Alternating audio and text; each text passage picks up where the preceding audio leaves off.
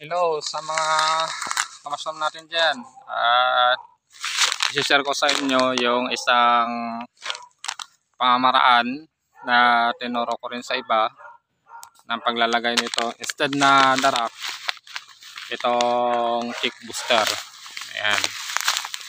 Huwag natin ipakita yung brand niya dahil wala naman tayong commission dito. Wala na ibibigay. Ayan. Basta kick booster. Ayan. Kaya bilhin ganito na rin. Baka bilhan tayo ng ng company ng ganito.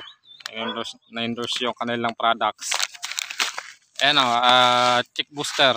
Kasi ito mga greens yung laman nito at maganda sa sa amag sa pagpapatubo ng kabuting saging. Maganda to. Subukan ninyo at makikita nyo yung resulta. Napakaraming tutubo sa inyong garden o sa inyong bed ng daon ng saging. Makikita ninyo na maraming tutubo pag ito yung ginamit ninyo.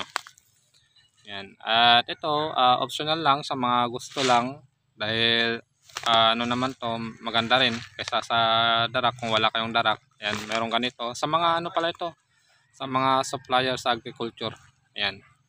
Ito na nabibili.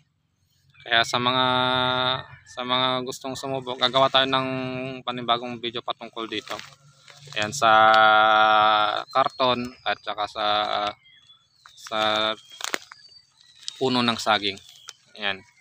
Ito yung gagamitin natin na isa na substrate para maging maganda. Sa mga city, ganyan karton at saka ganito available sa kanila. So gagawa tayo ng video para sa ganun ay kahit nasa city ay makapagpatubo kayo ng kabuting saging. So yan lang. God bless sa inyong lahat.